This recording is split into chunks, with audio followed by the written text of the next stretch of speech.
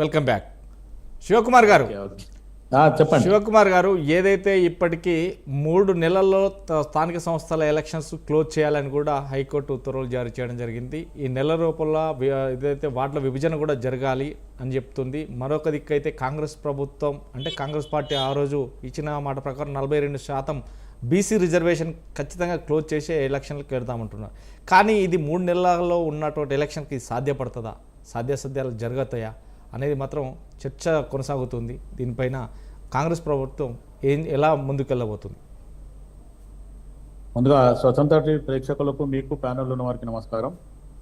Congress party ఏదైతే బీసీకి 42% ఇస్తా అనేదైతే రాబోయే ఎలక్షన్లో ఇస్తామని చెప్పడం జరిగింది.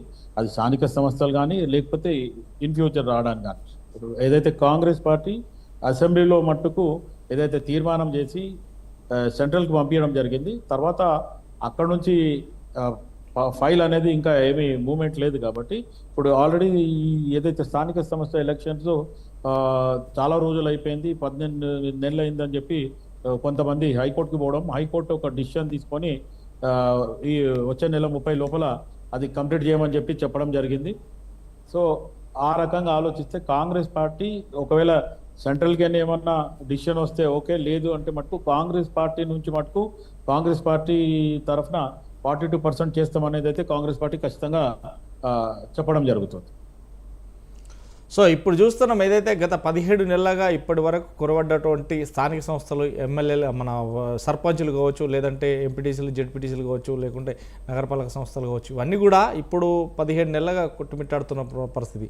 ఈ నెల రోజుల వార్డు విభజన జరిగి ముందుకు వెళ్ళాలి అంటే దాంతో కొద్దిగా న్యాయపరంగా చిక్కుముళ్ళు ఉంటాయి. ఇప్పటికే 6 కేసులు వేశారు. దానిపైనే హైకోర్టు కూడా స్టే ఇవ్వడం జరిగింది. హైకోర్టు కూడా చెప్పడం జరిగింది, నెల రోజుల ఈ ప్రక్రియ మొదలుపెట్టి 3 నెలల లోపల క్లోజ్ చేయాలని ఎలక్షన్ కమిషన్ కూడా చెప్పడం జరిగింది. అంటే న్యాయపరమైన చిక్కులు ఒకవేళ తలెత్తితే ఎలాంటి డిసిషన్ తీసుకోబోతున్నారు? కాంగ్రెస్ పార్టీ హైకమాండ్ కానీ లేకపోతే టీపీసీసీ కానీ మొత్తానికి దీని మీద ఒక నిర్ణయం తీసుకోవడం జరుగుతుంది. ఒకవేళ ఈ న్యాయపరమైన చిక్కులు ఏమైనా వచ్చినా దాన్ని అధిగమించి ఏదైతే కాంగ్రెస్ పార్టీ తరఫున అయితే 42% మేము ఇస్తామని చెప్పడం జరిగింది. ఒకవేళ మిగతా పార్టీలు కూడా ఇస్తారా అని చెప్పి కూడా ముఖ్యమంత్రి గారు గట్రా ఛాలెంజ్ చేయడం జరిగింది. ఇక మిగతా వాళ్ళు ఇస్తారా లేకపోతే వేరే ఆపోజిషన్ పార్టీ ఇస్తుందా అయ్యేదా, కానీ కాంగ్రెస్ పార్టీ మటుకు 42% ఆల్రెడీ ఈ న్యాయపరమైన చిక్కులున్న మా తరఫుకైతే మేము ఇస్తామనేది చెప్పడం జరిగింది. అదే కాకుండా ఇప్పుడు ఏదైతే న్యాయపరమైన చిక్కులు ఏవైతున్నాయో దాన్ని కూడా అయినంత మటుకు సాల్వ్ చేస్తే ముందుకు పోతుంది తప్ప జనాలు అట్లా కాకుండా అయితే ఉండదు. చిరంజీవి గారు, మనం చూసినాం ఏదైతే గత ప్రభుత్వం